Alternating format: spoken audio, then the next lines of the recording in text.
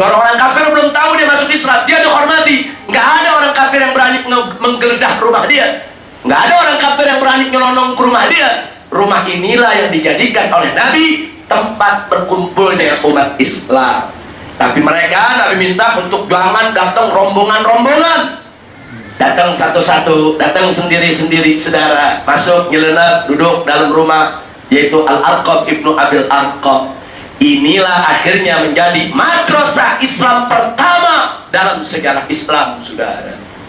Jadi kalau kita mau tanya, majelis taklim pertama dalam perjuangan Islam yaitu Darul Arqam.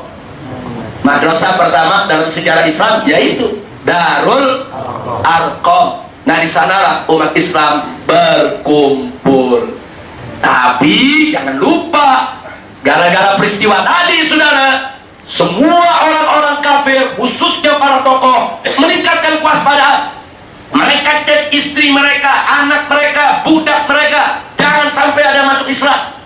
Mereka interogasi, dan disitulah mulai terjadi penyiksaan dan penganiayaan kepada umat Islam, saudara. Tapi baru sedikit kejadiannya, saudara, hanya untuk meningkatkan, yaitu peristiwa-peristiwa ini meningkatkan kewaspadaan Nabi dan meningkatkan kewaspadaan para sahabat untuk tidak sembarangan di dalam mereka itu menyampaikan dakwah. Nah, jadi Darul Arqam merupakan sekolah Islam pertama dalam perjuangan Nabi Muhammad Sallallahu Alaihi Wasallam, yang tertera dalam surat Asy-Syu'ara ayat 214. Allah menyatakan, faqala ta'ala wa anzir ashiratakal aqrabin. Hei Nabi, hei Rasul, hei Muhammad, berilah peringatan kepada keluargamu yang terdekat, kepada kerabat. Inilah ayat pertama yang turun. Nabi diperintah Allah untuk dakwah secara terbuka, tidak lagi sembunyi-sembunyi, saudara. Allah yang perintahkan dakwah terbuka. Mulai dari mana? Kumpulkan dulu keluarga. Nah, kemudian Nabi lakukan, saudara. Nabi buat walimah di rumahnya, undang makan, semua keluarga diundang, paman-pamannya diundang. Ada Abu Thalib, ada Abu Lahab, ada Hamzah, ada Abbas, ada bibi-bibinya, ada Sofia, saudara. Ada istri-istri paman-pamannya, termasuk Fatimah binti Asad, istri daripada Abu Thalib. Ada juga Ummu Jamil, istri daripada Abu Lahab. Nah, ini semua dikumpulkan oleh Nabi, saudara. Tapi di hari pertama suasana tidak memungkinkan. Abu Lahab kelihatannya lagi mengkereng, saudara. Nah, Nabi gak jadi bicara, saudara.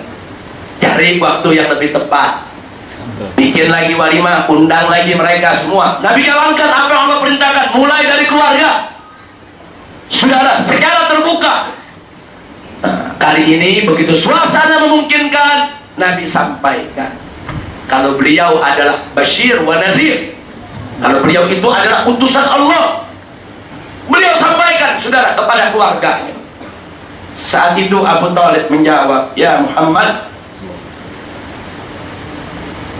teruskan saja kau punya keyakinan, lanjutkan kau punya perjuangan. Tapi aku belum bisa ikut. Aku masih harus menjaga agama kakek kita, Abdul Muthalib, kakekmu. Karenanya kau teruskan saja apa kau punya keyakinan, berjuang. Aku berjanji, aku berikan komitmen, aku akan membelamu. Bahkan saat Nabi mengatakan siapa yang akan menjadi pembelaku, yang pertama kali angkat tangan anak kecil, Ali bin Abi Thalib. Makanya diledek sama Abu Lahab, ya Muhammad, lihat yang belamu anak kecil. Oh, ini Abu Lahab luar biasa, saudara. Ini meledek, meremehkan Nabi. Dan dalam pertemuan itu marah luar biasa Abu Lahab. Kau ingin mengganti agama nenek moyang kita? Kau ingin mengganti sesembahannya? Kau ingin merubah semuanya? Diancam habis. Bahkan Abu Thalib diancam, hati-hati, hei Abu Thalib, hei saudaraku, kalau kau biarkan ini Muhammad menyampaikan apa yang diyakini, ini akan menghancurkan kita semua.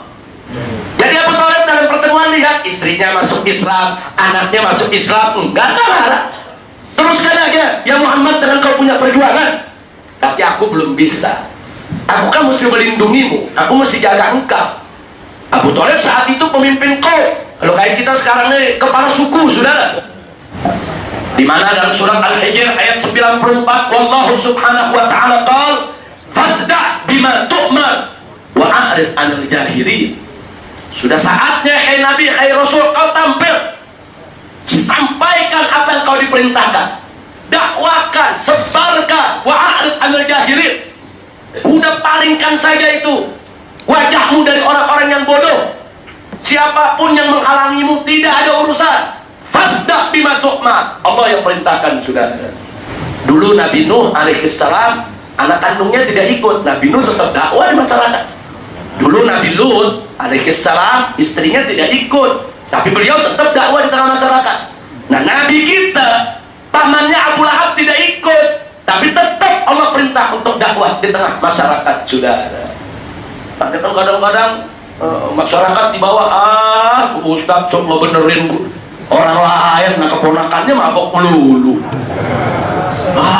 Ustaz coba dakwah amar ma'ruf lagi bongkar ke sono kemari, nah pamannya setiap malam giting. Nggak boleh, saudara. Kita lihat, walaupun Nabi pamannya Abu Lahab keras permusuhannya terhadap Islam, tetap Allah suruh fasda' bima tu'mar. Untuk Nabi tampil dakwah di tengah masyarakat, tidak ada urusan itu dengan orang-orang bodoh seperti Abu Lahab. Tapi kalau dia sudah dakwah kepada anaknya, emang anaknya aja yang benar nggak mau ikut. Nah, kalau dia udah dakwah kepada pamannya, dia udah dakwah kepada keponakannya, memang paman dan keponakannya aja nggak tahu diri, saudara. Bukan salah si Ustadz dong. Kira-kira jelas tidak? Abu Lahab tidak mau ikut Nabi, apa itu salah Nabi? Apa Nabi tidak berdakwah kepada Abu Lahab? Nabi berdakwah, sudah. Nggak tanggung-tanggung, sudah. Kali ini Nabi nggak satu-satu dikumpulin, nggak pakai undang makan kayak tadi, sudah. Kali ini Nabi naik ke Bukit Sofa. Nabi teriak dari atas Bukit Sofa, dikumpulkan, saudara, masyarakat kota Mekah. Penduduk Mekah, ya masyarakat Quraisy, segera kumpul, ada kabar penting. Itu begitu Nabi teriak bilang ada kabar penting, kumpul semua, sudah. Kumpul semua, rame-rame datang, mau tahu. Begitu sudah kumpul, apa kata Nabi kepada mereka? Nabi mengatakan kepada mereka alaihi salatu wassalam, ya masyarakat Quraisy, orang-orang Quraisy, ara'aitum lau akhbartukum anna khairan bil wadi turidu an tughira alaikum akuntum musaddiqin. Masyarakat Quraisy, bagaimana menurut kamu sekalian, andai kata saat ini aku kasih kabar kepada kalian bahwa di belakang Bukit Sofa ini ada pasukan berkuda yang siap menyerang kamu pada saat ini juga, apa kalian percaya kepada berita ini? Itu mereka langsung menjawab, ma jarabna alaika kadban qad. Muhammad, kami tahu siapa engkau, kami nggak pernah mendapatkan engkau berdusta seumur hidup. Tentu kami percaya kalau kau yang kasih berita. Nah, baik, kalau begitu aku sampaikan kabar yang lebih penting dari itu. Berita apa ya Muhammad? Mereka disampaikan oleh Nabi, fa inni nadhirun lakum baina yadayya adzabun syadid. Sesungguhnya aku ini adalah utusan Allah yang membawa peringatan kepada kalian, yang kalau kalian gak taati, kalian akan dapat azab yang pedih. Nabi baru bicara begitu, nggak tahunya di tengah-tengah yang kumpul ada si brengsek Abu Lahab. Ikut aja tuh orang ngumpul.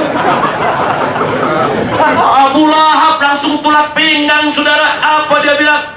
Tabannaka sa'iroyum lihada jamak tanah. Celaka kamu hai Muhammad sepanjang hari ini. Lihada jamak tanah. Apa untuk urusan seperti ini kau mengumpulkan kami?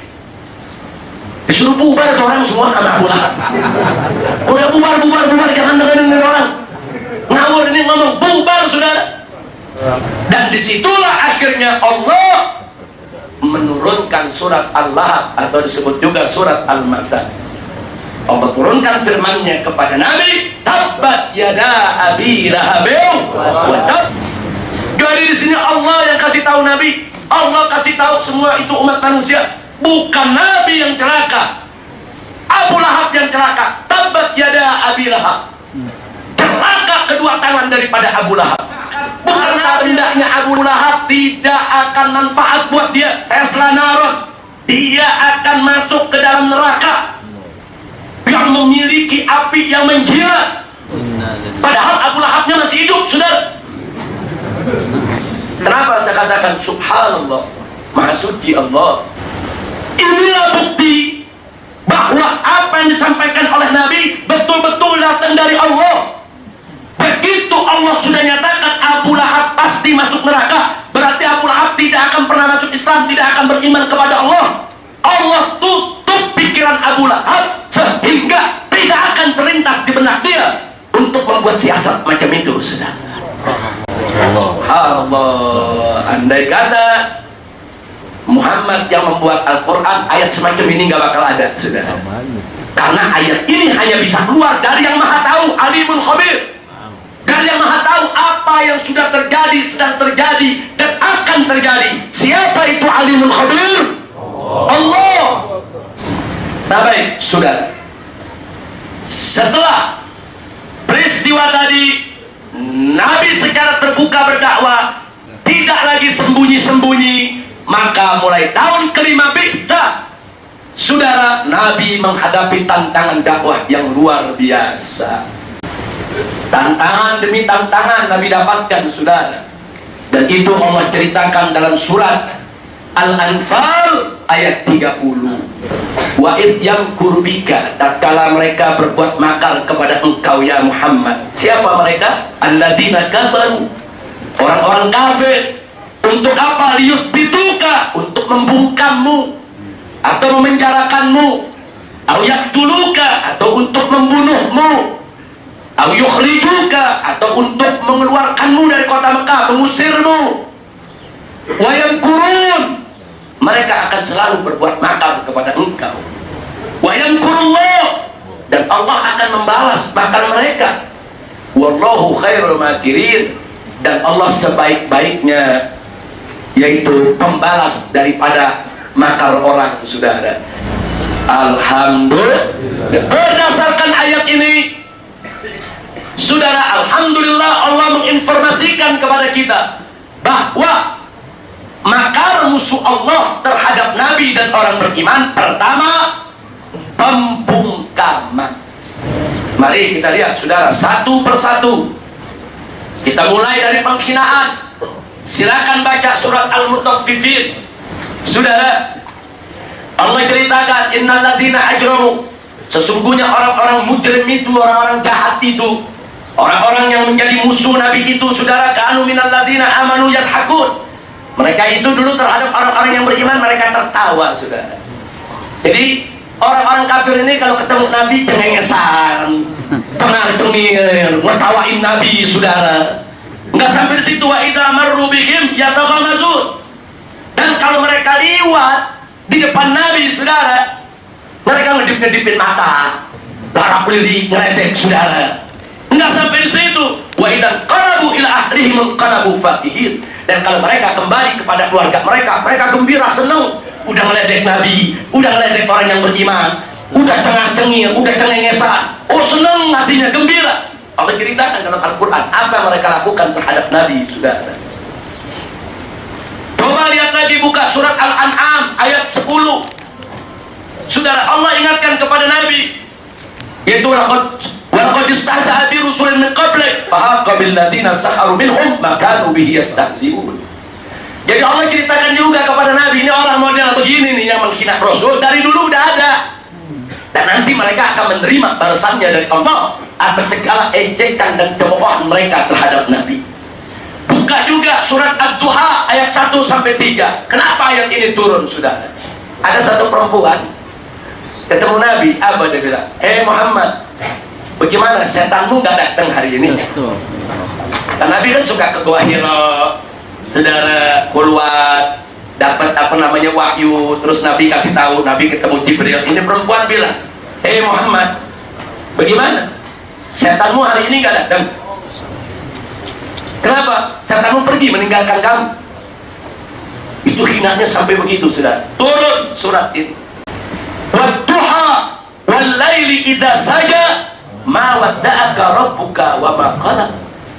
Di sini dikatakan apa? Ma wadda'aka rabbuk, Tuhanmu tidak meninggalkanmu ya Muhammad. Wa ma qala, Tuhanmu tidak meninggalkanmu, tidak membencimu. Jadi yang kau temui itu bukan setan. Yang kau temui itu adalah utusan dari Allah, malaikat Jibril. Jadi Allah yang langsung menjawab. Nah, jadi ini hinaan-hinaan ini diterima oleh Nabi, saudara. Nah, tapi Allah menjamin kepada Nabi lewat surat Hijr ayat 95, di mana Allah menyatakan inna kafainakal mustahzi'in. Kami akan yaitu menolongmu, membantumu, memenangkanmu ya Muhammad dari para penghina tadi semuanya. Nah, maka itu di sini kita lihat hinaan ini datang bertubi-tubi kepada Nabi. Tujuan menghina apa, saudara? Supaya mental Nabi jatuh. Itulah makanya tadi saya singgung. Sebelum Nabi berdakwah, Allah kan maha tahu tantangannya berat. Allah minta kepada Nabi sholat malam, zikir kepada Allah, baca Al-Quran, dekatkan diri kepada Allah. Ini menjadi seorang Nabi, mentalnya mesti kuat, jiwanya mesti mantap. Allah sudah mantapkan jiwa kita punya Nabi. Hinaan macam ini tidak akan mengendorkan Nabi, saudara. Nah, jadi di sini satu pelajaran dari Allah kepada Nabi dan untuk kita semua, bahwa dalam dakwah dihina itu biasa, saudara.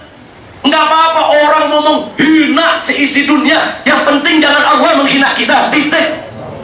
Enggak ada urusan dengan iblis-iblis, setan-setan, penjahat-penjahat, durjana-durjana yang mau hina perjuangan kita, biarkan. Apalagi yang namanya Ummu Jamil, istrinya Abu Lahab. Oh, ini perempuan judesnya manusia juga. itu kadang-kadang di siang hari datang ke rumah Nabi nanya, mana Muhammad? Mana Muhammad? Gulung tangan, tulang pinggang, sudah. Sampai begitu.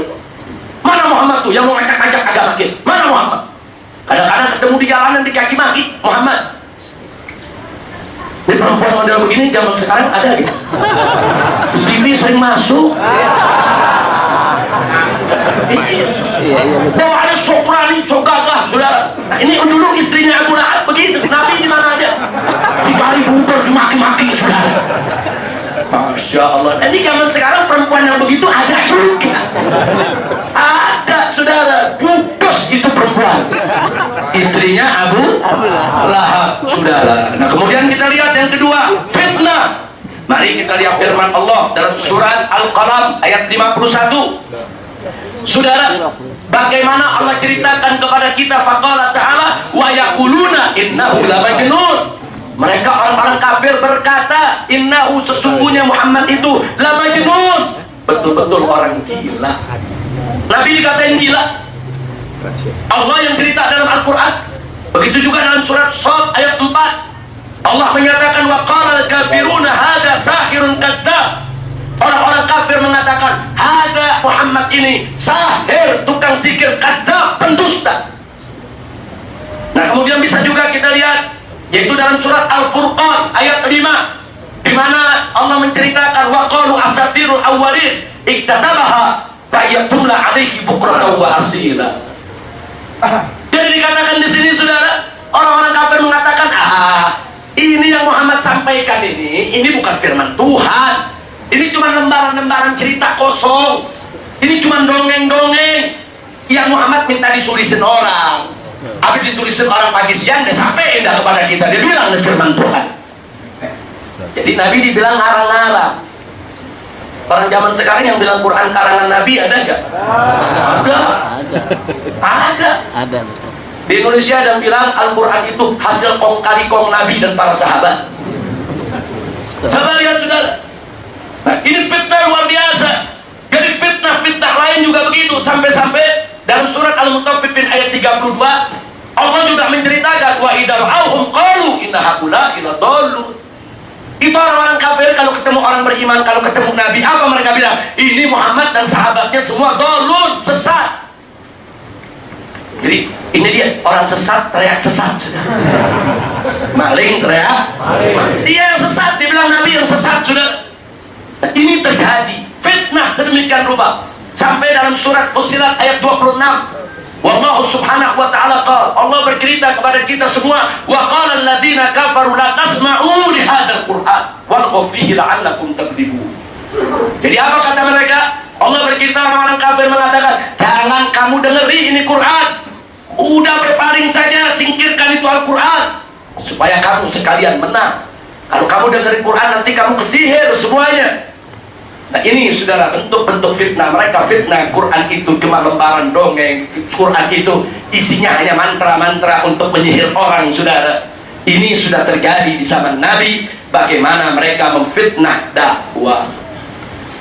Nah, kemudian mari kita lihat lagi bagaimana teror para pengikut Nabi, diteror, saudara. Ini semua terjadi dari mulai tahun ke-5 Bi'tsah, saudara.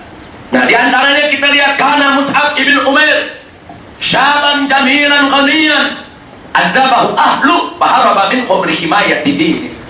Mus'ab ibn Umair radhiyallahu ta'ala anhu dulu seorang pemuda yang tampan, gagah, kaya, keren, sudah luar biasa. Begitu masuk Islam disiksa oleh keluarganya, sampai Mus'ab ibn Umair terus berusaha dan berhasil melarikan diri dari keluarga untuk menyelamatkan agamanya.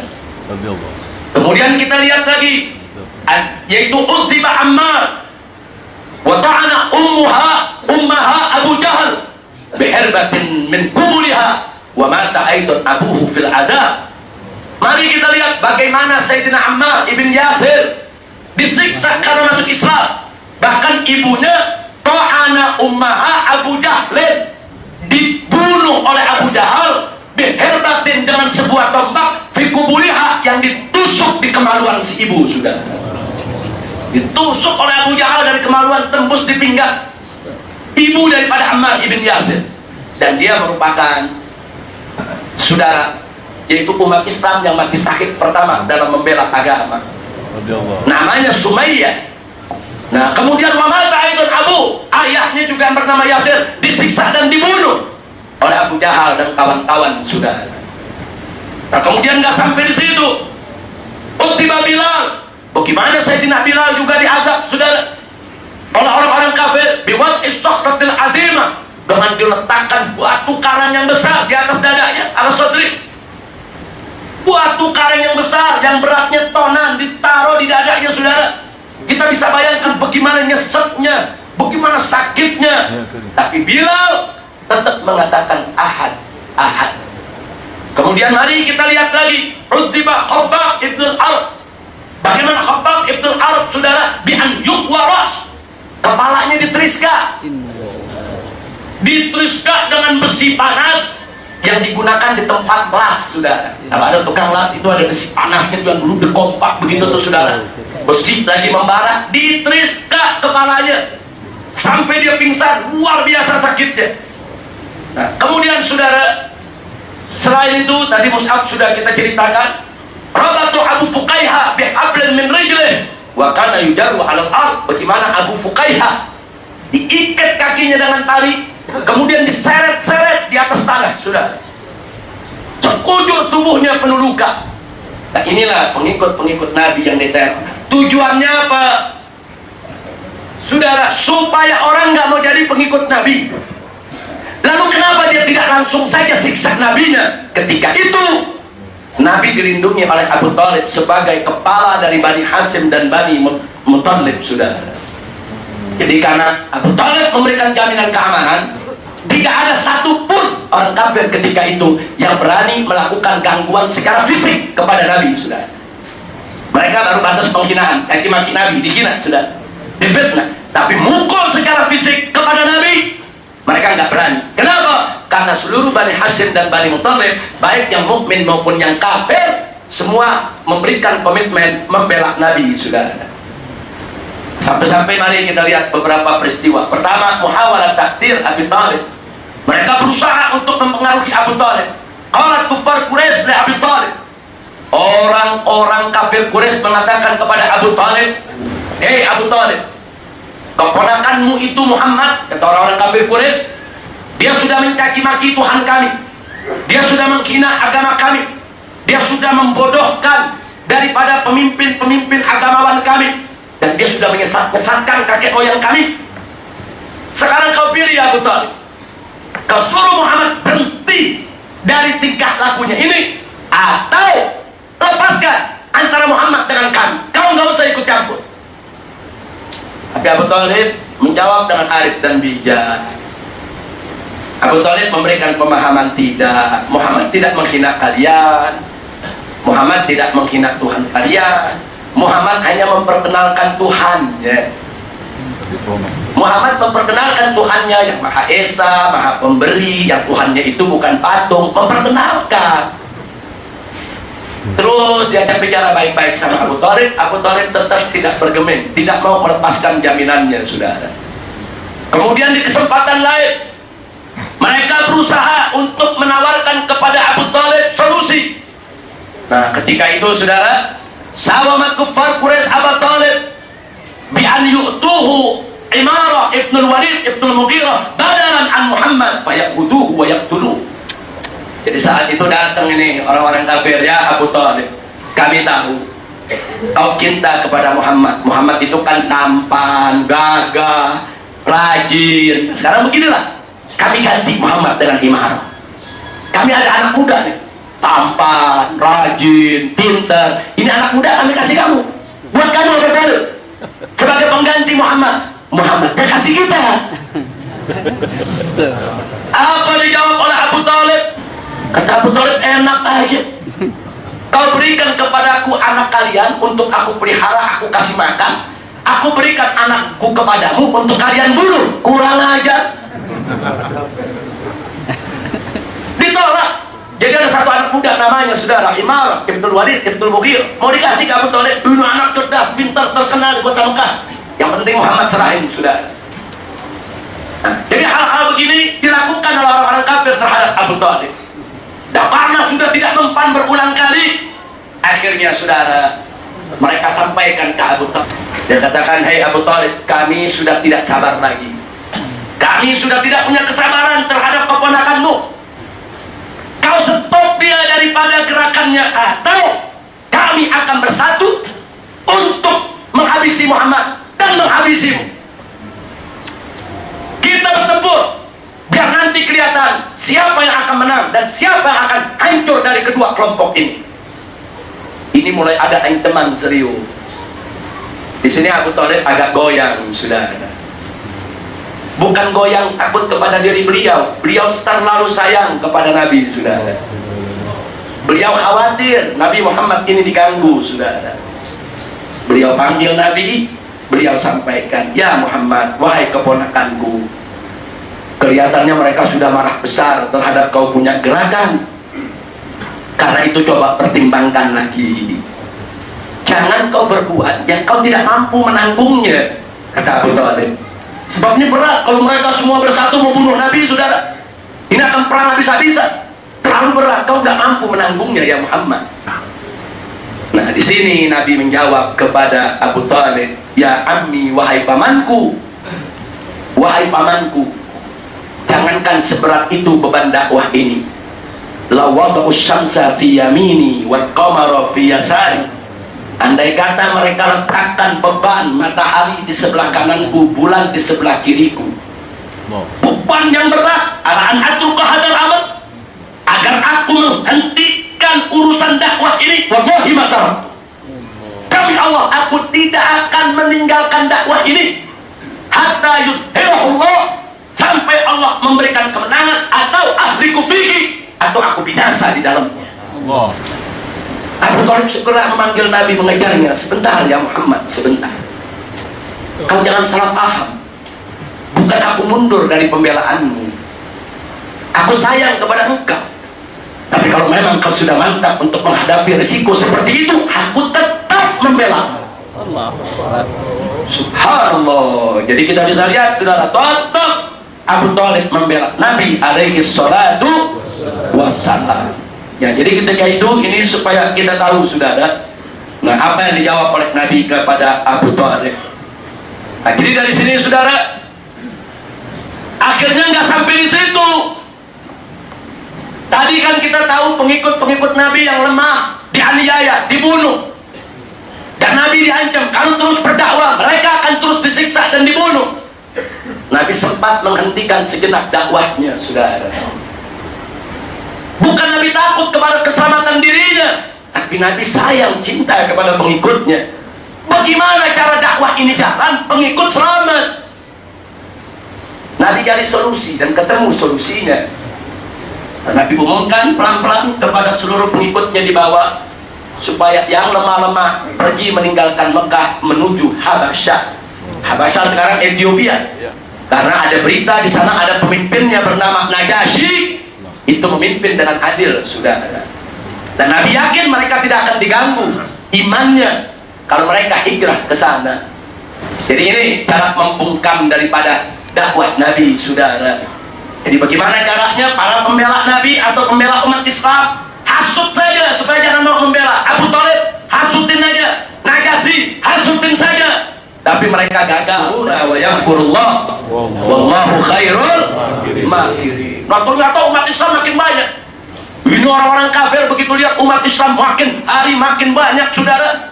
Udah gitu Sayyidina Umar, Sayyidina Hamzah yang dianggap sebagai jagoannya kota Mekah ikut masuk Islam, sudah. Oh, mereka makin panas hati mereka, makin kewalahan, makin kalang kabut. Akhirnya apa yang mereka lakukan? Mereka melakukan kompromi. Mereka memperlunak. Yang tadinya keras, main siksa, mereka rabat, sekarang jangan siksa dulu, kita mesti merubah cara. Ini makin disiksa makin banyak pengikutnya. Nah, ini makin dihantam kok makin besar ini. Kalau gitu kita jangan lembut, dirubah. Allah cerita dalam surat Al-Qalam ayat 9. Ini ayat menceritakan Allah kasih tahu kepada Nabi, hati-hati dengan kesantunan mereka, waspada, mereka mencoba santun, lembut. Tujuannya sama, tetap bagaimana? Dibungkam akidah Islam, saudara. Nah, akhirnya suatu ketika dengan santun mereka datang ke Nabi. Apa mereka bilang? Ya Muhammad, ubud alihatana yauman wa na'budu ilaha yauman. Hei Muhammad, gimana nih kita damai saja? Engkau sembah Tuhan kami sehari, kami sembah Tuhan kamu sehari. Pluralisme, saudara. Yang mereka tawarkan ini, saudara, ini pencampur adukan akidah. Ditolak oleh Nabi mentah-mentah. Nah, jujur, zaman sekarang yang suka mencampur adukan akidah ada tidak? Jumat ke masjid, Minggu ke gereja, Idul Fitri kita lebaran, Natal kita rayakan juga. Jujur, ada yang model begitu? Berarti sama-sama kafir Quraisy. Katakan ya Muhammad kepada mereka, hei orang-orang kafir, la a'budu ma ta'budu, aku tidak akan menyembah apa yang kalian sembah. Subhanallah. Jadi Allah mengajarkan nabinya tegas, saudara, hei orang-orang kafir, kami tidak akan menyembah apa yang kalian sembah. Tidak. Dan kalian tidak akan menjadi penyembah apa yang kami sembah. Dan aku juga tidak menjadi penyembah apa yang kalian sembah. Sekali lagi diulangi, dan kalian tidak akan menjadi penyembah apa yang aku sembah. Tidak. Lakum dinukum waliyadin. Bagi kalian agama kalian, bagiku adalah agamaku. Bahkan orang-orang kafir Quraisy menawarkan kepada Nabi, saudara, untuk apa? Untuk kompromi. Ada take and give, bahasa Arabnya al-akhdi wal-ata. Nah, jadi ditawarkan kepada Nabi seperti tawaran-tawaran tadi, saudara. Nah, tapi apa jawab Nabi? Baik, kalau kalian mau damai denganku, kalau kalian mau hidup berdampingan secara damai, kalimatul wahidah, cuma satu kata saja syaratnya.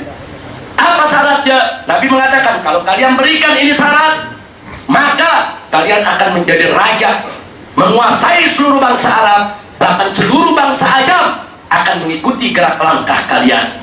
Mereka tanya, mahia, apa itu satu katanya ya Muhammad? Taquluna la ilaha illallah. Cukup kalian katakan la ilaha illallah. Kalian tinggalkan kemusyrikan, tinggalkan berhala-berhala yang kalian sembah. Selesai. Hanya itu kata damainya. Enggak ada mencampur adukan akidah, saudara. Alhamdulillah. Berarti kompromi akidah orang-orang kafir berhasil tidak? Nah, tujuannya kompromi akidah apa? Ingin membungkam dakwah Islam, ingin menghancurkan kemurnian ajaran Islam, saudara. Nggak sampai di situ, begitu gagal, mereka melakukan penawaran materi. Mereka melakukan penawaran materi, mereka kirim Utbah bin Rabi'ah. Siapa itu Utbah bin Rabi'ah? Ini disebut orang bijaknya bangsa Quraisy, saudara. Andai kata kamu dengan apa yang kamu lakukan sekarang ini menginginkan harta, jama'na laka min amwalina, kami kumpulkan dari harta kami, hatta takuna aktsarana malan, sehingga kamu menjadi orang yang paling banyak hartanya di antara kami. Wa in kunta turidu bihi sarafat, tapi kalau kamu dengan apa yang kamu lakukan ini menginginkan kemuliaan, kehormatan, ja'alnaka sayyidan alaina, kami akan jadikan kamu pemimpin kami, orang yang dihormati di tengah-tengah kami, hatta la naqta'a amran duna, dan kami tidak akan mengambil keputusan apapun tanpa bertanya kepadamu. Wa in kunta turidu bihi mulkan, tapi kalau kau menginginkan kerajaan, jadi raja, dengan apa yang kau lakukan ini, malaknaka alaina, kami akan jadikan engkau sebagai raja kami. Wa in kana hadzal ladzi ya'tika ra'iyan tarahu la tastati'u radda an nafsik, tapi kalau kamu bersikap seperti ini karena ada sesuatu dalam dirimu, dan kami keluarkan semua harta benda kami, hatta nubri'uka minhu, sampai kami berhasil menyembuhkanmu. Bahkan dalam riwayat lain disebutkan, kalau kamu menginginkan wanita, kami pilihkan wanita tercantik di tengah-tengah kami berikan kepadamu. Syarat satu, kau tinggalkan ini dakwah. Selesai. Akhirnya, saudara, setelah dia selesai, apa kata Nabi? Aparakta ya Abul Walid? Sudah selesai. Kau punya pembicaraan, Abul Walid? Abul Walid mengatakan, sudah. Setelah itu, fasma' minni, maka itu dengarkanlah kepadaku. Di situ Nabi membacakan surat Fussilat ayat 1 sampai 13, saudara. Yang salah satu isinya ada peringatan Allah akan kirim azab kepada satu kaum yang menolak utusan Allah, sebagaimana Allah pernah mengadab bangsa Ad dan Tsamud. Begitu mendengar ayat ini, saudara, pada Isa Utbah, kaget si Utbah, merinding, saudara. Nah, kemudian begitu merinding, wa ada ila qaumi, kemudian dia kembali kepada kaumnya, wa qala, apa dia katakan kepada orang-orang kafir Quraisy? Wallahi, demi Tuhan, ma huwa bisy'ir, yang aku dengar dari Muhammad itu bukan syair, wala bisy'ir, dan bukan juga yaitu sihir, wala bil kahana, dan bukan juga perdukunan, ini bukan mantra. Ya masyarakat Quraisy, hei orang-orang Quraisy, atiuni, taati aku, dengarkan baik-baik. Wa khallu baina hadzal rajul wa baina ma huwa fihi, udah biarkan aja Muhammad dengan urusannya, enggak usah kita ganggu, diamin aja, fahtasilu, udah tinggalin aja, diamin aja apa yang Muhammad mau lakukan. Fa wallahi, demi Tuhan, la yakunanna liqaulika alladzi sami'tu minhu naba'un 'adzim, demi Tuhan, dari apa yang sudah aku dengar, apa yang diucapkan Muhammad tadi, ini akan ada satu peristiwa besar. Fa in tusibhul arab faqad kafaitumuhu bi ghairikum, andai kata orang-orang Arab ngamuk dengan dakwahnya Muhammad dibunuh, engkau istirahat tanpa kau harus menumpahkan darah, biar aja orang lain yang habisi Muhammad, jangan engkau. Itu kalau Muhammad itu salah. Nah, kemudian wa in jazhar alal Arab, dan kalau ternyata Muhammad itu menang di atas orang Arab, fa mulkuhu mulkukum, maka kekuasaan Muhammad menjadi kekuasaan kalian semua. Makanya jangan diganggu, diamin aja, kita lihat aja. Nah, ini pesan daripada Utbah ibn Rabi'ah. Tapi orang-orang kafir Quraisy tetap tidak mau. Tawaran ini ditolak, mereka semakin marah, saudara. Nah, akhirnya setelah mereka marah, tidak ada jalan lagi, saudara. Apa yang mereka lakukan? Mereka buat petisi pemboikotan. Mereka buat sahifah karena mereka membunuh Nabi, saudara. Jadi suatu ketika Nabi mau dibunuh, mereka udah capek, udah. Wah, ini Muhammad udah nggak bisa diatasi, kita bunuh saja. Berita itu didengar oleh Abu Thalib. Begitu Abu Thalib dengar Nabi mau dibunuh, Abu Thalib kumpulkan semua pemuda Bani Hashim dan Bani Muttalib, saudara. Semua dikumpulkan, semua bawa pedang, semua datang, yaitu ke kampung Abu Thalib. Dan Nabi dibawa oleh Abu Thalib, diamankan di kampung di Si'ab Abu Thalib, saudara. Dan mereka juga orang-orang Arab udah kumpul mau bunuh Nabi. Nah, begitu mereka lihat Bani Hashim, Bani Muttalib semuanya juga bawa pedang jaga Nabi bersama Abu Thalib, akhirnya mereka marah. Ternyata Abu Thalib selalu ikut campur. Kalau kita tidak bisa bunuh Muhammad, kalian Karena Abu Thalib masih ada, baik kalau gitu kita boikot saja mereka semua. Diboikot sudah. Jadi Abu Thalib, jadi yang diboikot bukan hanya Nabi dan para sahabat, orang-orang kafir yang ikut bela Nabi diboikot juga. Karena Bani Hashim dan Bani Muthalib ketika itu sebagian masih ada yang kafir sudah. Mereka semua ikut bela Nabi. Kenapa? Karena kan Abu Thalib kepala suku mereka. Suku mereka, Abu Thalib bilang perang ya perang, Abu Thalib bilang jaga ya jaga. Sam'an wa ta'ah. Akhirnya dijaga. Bani Hashim, Bani Muthalib semua jaga Nabi. Akhirnya mereka diboikot. Isi boikotnya tidak boleh ada jual beli dengan Bani Hashim dan Bani Muthalib. Kalau Bani Hashim, Bani Muthalib ada jual sesuatu jangan dibeli. Kalau mau beli sesuatu jangan dikasih. Jangan ada yang kasih bantuan kepada mereka. Jangan ada yang jenguk mereka sakit. Jangan ada yang mau tahu kalau mereka mati. Jangan ada yang melamar anak mereka. Kalau mereka melamar anak daripada bangsa Arab yang lain harus ditolak, diboikot. Dan ini berlangsung 2 tahun lebih, hampir 3 tahun sudah. Nah akhirnya Allah kirim rayap. Pemboikotan tadi, petisi tadi ditulis dalam kulit, di atas kulit binatang, digulung, ditaruh di dalam Ka'bah. Kemudian Allah kirim rayap, saudara, dimakan habis. Itu yang namanya petisi tadi. Tapi orang-orang Arab ini nggak tahu, orang-orang kafir ini sudah. Nabi kasih tahu sahabatnya, karena sahabatnya di situ juga, masya Allah udah banyak yang menderita, ada yang sakit, ada yang meninggal dunia karena kelaparan, saudara. Akhirnya Nabi memberikan kabar gembira, sebentar lagi boikot ini selesai. Petisi mereka tidak diridhoi Allah, sudah dimakan oleh rayap. Dari mana Nabi tahu? Padahal disimpan di dalam Ka'bah, saudara, kalau bukan dari Allah. Nah kemudian berita tersebut disampaikan ke orang-orang kafir, termasuk Sayyidina Hamzah yang menyampaikan. Sayyidina Hamzah mengatakan, Rabbul Ka'bah tidak ridho, Tuhannya Ka'bah nggak ridho dengan kalian punya petisi. Kalian punya petisi sudah dimakan rayap. Orang-orang kafir ini bilang, hei Hamzah, kau jangan sembarangan, kau lihat aja sendiri, keponakanku tidak pernah berdusta, kau lihat. Kata begitu sudah, kau lihat. Akhirnya kata Hamzah, kita buktikan Muhammad itu pendusta atau bukan. Kalau ternyata petisi kalian tidak dimakan rayap, berarti Muhammad pendusta. Tapi kalau terbukti dimakan rayap, kamu mesti stop, nggak boleh boikot kami lagi. Nah, beberapa tokoh-tokoh daripada pemimpin Quraisy setuju, termasuk Al-Mut'im ibn Adi, dan akhirnya dibuka pintu Ka'bah, dilihat ternyata sudah dimakan rayap. Dalam riwayat Ibn Hisham, semua dimakan rayap kecuali tulisan Allah. Itu yang tidak dimakan rayap. Tapi dalam riwayat Ibn Ishaq, semua dimakan tanpa terkecuali, termasuk tulisan Allah. Nah setelah itu akhirnya pemboikotan dihentikan. Nah akhirnya beberapa bulan kemudian Abu Thalib jatuh sakit dan Abu Thalib meninggal dunia. 3 hari setelah Abu Thalib meninggal, menurut satu riwayat, menurut riwayat lain setelah 1 bulan 5 hari Abu Thalib meninggal, Siti Khadijah meninggal juga, saudara. Begitu 2 tulang punggung Nabi ini meninggal dunia, mulailah orang-orang kafir Quraisy berani menyentuh Nabi, berani meludahi muka Nabi, berani menyiram pasir di atas kepala Nabi, berani untuk melakukan berbagai macam gangguan fisik, sampai Nabi mengatakan, ma balagat minni Quraisyun syai'an akrahuhu hatta mata Abu Thalib, yaitu tidak pernah orang-orang Quraisy itu melakukan sesuatu yang aku benci, maksudnya meremehkan Nabi, menyentuh Nabi, kecuali setelah kematian Abu Thalib. Baru mereka berani melakukan itu, saudara.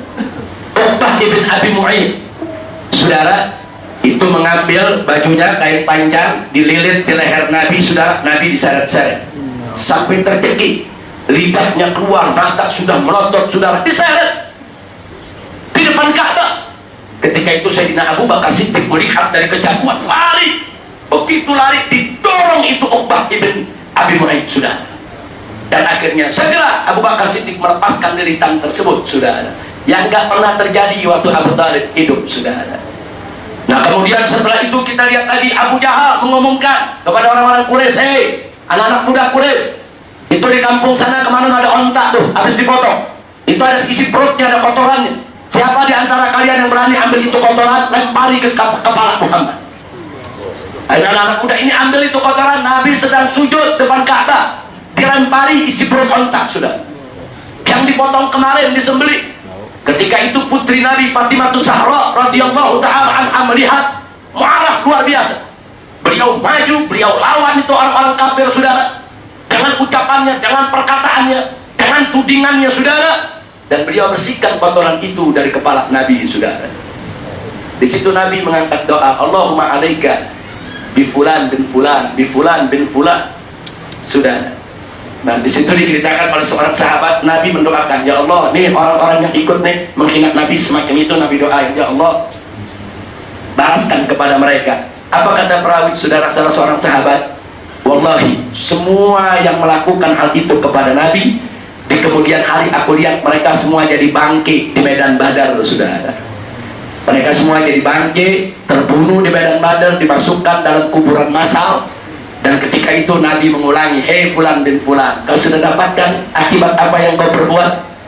Dan seterusnya, dan seterusnya. Nggak sampai di situ aja, saudara. Banyak lagi kejadian-kejadian lain yang Nabi diintimidasi. Intinya, akhirnya Nabi diusir dari kota Mekah, saudara. Diusir. Nabi keluar dari kota Mekah bersama anak angkatnya, Zaid ibn Harithah radhiyallahu taala anhu. Keluar. Kemana nak? Jadi Nabi, saudara, betul-betul diasingkan. Diasingkan sampai akhirnya Nabi diusir. Nabi berangkat ke Taif. Jadi dari peristiwa itu Nabi diasingkan. Artinya diasingkan, Nabi itu mulai diawasi. Nggak boleh ketemu orang, nggak boleh dakwah, nggak boleh ini, nggak boleh itu. Berbagai macam ancaman, saudara. Abu Thalib udah nggak ada. Mereka leluasa sewenang-wenang memperlakukan Nabi, saudara. Akhirnya Nabi hijrah ke Taif. Nah, kemudian sampai di Taif Nabi diusir. Begitu diusir, Nabi mau kemana? Nabi mau balik lagi ke Mekah, saudara. Akhirnya begitu Nabi mau balik ke Mekah, ditanya oleh Zaid, saudara. Di mana Zaid mengatakan, ya Rasulullah, bagaimana kita balik ke Mekah? Sedangkan orang Mekah udah ngusir kita. Nabi menjawab, ya Zaid, Allah akan berikan jalan keluar. Nah, akhirnya Nabi mendapatkan suaka politik. Kalau zaman sekarang disebut suaka politik, dalam bahasa Arab disebut al-lujub siyasi. Ketika itu disebut al-jiwa. Ternyata kafir Quraisy dari dulu udah mengenal suaka politik. Boleh musuh tinggal di lingkungan mereka kalau ada yang memberikan jaminan suaka. Nah, Nabi diberikan jaminan oleh Al-Mut'im ibn Adi, boleh masuk tapi diawasi. Abu Jahal datang ke Al-Mut'im ibn Adi, engkau ini memberi jaminan kepada Muhammad, kau sebagai penjamin atau sebagai pengikut? Nah, kalau dia jadi pengikut dimusuhi, saudara. Mut'im ibn Adi bal dikatakan, aku ini hanya memberikan suaka politik, aku hanya memberikan perlindungan, aku tidak ikut ajaran Muhammad. Di situ Nabi bisa masuk lagi ke kota Mekah, tapi diisolir. Nabi nggak boleh ini, nggak boleh itu, nggak boleh begini, nggak boleh begitu, saudara. Ini yang dialami Nabi. Untuk apa semuanya? Pembungkaman. Berarti 9-10 juga kita sudah masuk makar berikutnya, yaitu makar pengusiran. Jadi Nabi diusir dari Mekah, masuk lagi ke Mekah, diusir ke Mekah, lari ke Taif, diusir dari Taif, balik lagi ke Mekah, saudara. Itu yang terjadi dalam diri hidup Nabi alaihi salatu wassalam. Nah, jadi di sini perlu kita tahu betapa Nabi dibungkam sedemikian rupa dan diusir pada saat beliau melakukan dakwah. Nah, yang terakhir adalah makar pembunuhan. Ternyata walaupun Nabi diisolir di kota Mekah, nggak boleh begini, nggak boleh begitu, diam-diam Nabi curi-curi waktu buat dakwah, saudara. Khususnya pada saat musim haji. Musim haji semua bangsa Arab kumpul di Mina, di Arafah, Musdalifah. Disitulah Nabi menggunakan kesempatan duduk, menyambut mereka, menyampaikan dakwah, saudara. Nah, lagi-lagi saudara, waktu Nabi menyampaikan dakwah, Abu Lahab lagi nih sebenarnya. Dilihat lagi menyampaikan dakwah begitu, saudara. Abu Lahab nggak mau jauh-jauh dari Nabi. Setiap ada yang datang, Nabi ngomong, nih Islam begini, Allah begini. Saudara-saudara, jangan denger. Ini orang gila yang lagi kena sihir. Aku nih paman dia ponakanku. Nggak ada bangsa yang dengerin. Udah jangan dengerin, bubar aja, bubar. Sampai begitu, saudara. Tapi subhanallah, Nabi nggak peduli, tetap dakwah. Hasilnya beliau mendapatkan rombongan masyarakat dari Madinah yang akhirnya masuk ke dalam Islam. Bahkan di tahun berikutnya orang-orang Madinah ini datang minta Nabi hijrah aja ke sana. Kenapa? Karena di Madinah banyak yang rindu menunggu kedatangan Nabi. Karena di tahun pertama begitu mereka masuk Islam, mereka bilang apa? Ya Rasulullah, ini berita tentang kamu udah ramai di Madinah, di Yathrib. Sekarang kami datang baru segini, nggak banyak, cuma sekian belas orang. Kirim kau punya sahabat untuk dakwah di sana. Nabi kirim Mus'ab bin Umair, saudara, untuk dakwah di Madinah. Mus'ab dakwah. Tahun berikutnya 70 orang lebih yang datang masuk Islam, saudara. Dan mereka minta supaya Nabi pindah ke Madinah. Dari situlah Nabi mengumumkan kepada para sahabatnya, sembunyi-sembunyi, diam-diam, siapa punya kesempatan, siapa yang bisa, manakala majikan-majikannya lengah dari penjagaan pengawasan, lari, hijrah, berangkat ke Madinah. Satu persatu mereka berangkat, saudara. Akhirnya umat Islam hanya tinggal segelintir orang di kota Mekah. Ini yang membuat orang-orang kafir panik, ketakutan. Akhirnya mereka, saudara, melakukan pertemuan di Darun Nadwa. Mereka rapat, ini bahaya. Pengikut Muhammad semua sudah lari ke Madinah, dapat perlindungan. Kalau sampai Muhammad ini besok lari ke Madinah, ini bahaya. Nanti Muhammad punya kekuatan, suatu ketika dia akan balas dendam dengan apa yang kita lakukan selama ini. Mereka ketakutan. Apa yang harus kita lakukan? Ada musuhin, udah biarin aja Muhammad pergi, usir aja. Dia mau di Madinah nggak apa-apa, yang penting jangan ganggu kita di sini. Dan tadi juga bilang jangan, itu bahaya. Ada yang bilang udah penjara aja. Nah, tapi saudara, ada satu orang tua, kakek-kakek ikut rapat. Di kemudian hari diketahui, Nabi yang kasih tahu. Itu kakek-kakek datang, saudara, ternyata iblis yang berwujud manusia. Pakaiannya seperti orang-orang Najd. Najd itu ada di Saudi Arabia, di luar Hijaz, saudara. Jadi jenggotnya panjang, kemudian pakai putroh, saudara. Dia datang sebagai seorang arif dan bijak, perantau. Jadi begitu ada yang bilang, udah usir aja Muhammad. Dia bilang, jangan. Itu pendapat nggak bagus kalau diusir. Tapi kalau diusir, Muhammad membangun kekuatan. Terus satu lagi yang lain bilang, udah Bu, di penjara aja. Dia bilang, jangan. Kalau di penjara, nanti sahabat Muhammad yang kuat di luar datang, dia bebasin Muhammad, balas dendam kepada kalian. Saudara, Abu Jahal bilang, udah kalau gitu aku sarankan dibunuh. Apa kata iblis? Ini baru pendapat. Ini baru pendapat, bunuh. Kapan lagi kesempatannya, bunuh, habisi. Tapi bagaimana cara bunuhnya? Nanti Bani Hasyim, Bani Muthalib akan menuntut. Gampang, kumpulkan semua suku, kumpulkan semua pemuda dari berbagai macam suku, semua harus ikut andil dalam pembunuhan. Sehingga Bani Hasyim, Bani Muthalib tidak bisa menuntut kita. Iblis ikut rapat, saudara. Jangan-jangan kalau ada putusan-putusan jelek kepada umat Islam dalam rapat kabinet di semua negeri, iblis ikut juga kali, saudara. Akhirnya putusan diambil, Nabi dikepung untuk dibunuh. Singkat cerita, Allah menyelamatkan Nabi alaihi salatu wassalam, dan Nabi lolos dari pembunuhan. Apa sampai di situ upaya pembunuhan mereka? Tidak. Setelah Nabi hijrah, tetap mereka kejar membunuh Nabi. Sampai terjadi perang Badar, perang Uhud, perang Khandaq, aneka ragam perang. Tujuannya dia mau habisi Nabi. Tapi saudara, mereka tidak pernah berhasil menghabisi Nabi. Wa yamkuruna wa yamkurullah wallahu khairul makirin. Alhamdulillahi rabbil alamin. Nah, sebagai penutup dari pelajaran kita, jadi kenapa Rasulullah hijrah? Apa karena takut? Apa karena tidak sabar? Apa karena ingin tahta, harta, dan wanita? Tentu jawabnya, Nabi hijrah bukan karena takut. Kalau karena takut, mestinya dari hari pertama Nabi sudah hijrah, saudara. Kalau karena takut, mestinya Nabi hijrah duluan sebelum sahabat. Ternyata sahabat dulu yang disuruh hijrah, saudara. Pemimpin sekarang kalau takut biasanya disuruh berkelahi, suruh bunuh-bunuhan anak buah dulu. Begitu kalah lari pakai helikopter, saudara. Kalau Nabi enggak, sahabatnya dulu, pengikutnya dulu, rakyatnya dulu, selamatkan diri. Nabi belakangan. Itu menunjukkan Nabi bukan penakut, saudara. Yang kedua, tentu bukan juga karena tidak sabar. Kalau tidak sabar, dengan tadi kita lihat begitu hebat tantangannya, Nabi udah berhenti dakwah di tengah jalan, saudara. Justru Nabi tidak berhenti di tengah jalan, menunjukkan Nabi sangat sabar. Nah, apa karena tahta, harta, dan wanita? Tidak, Nabi udah ditawarkan. Kalau Nabi mau harta dikasih, mau perempuan dikasih, mau kedudukan dikasih. Nabi tolak, saudara. Lalu kenapa Nabi hijrah? Nabi hijrah bukan karena takut, bukan karena tidak sabar, bukan karena tahta dan wanita, akan tetapi Nabi hijrah, saudara, untuk menyelamatkan dakwah. Dakwah ini harus sampai kepada generasi berikutnya. Itulah saya ingin sampaikan di sini. Dengan berkah hijrahnya Nabi, Islam sampai ke Indonesia.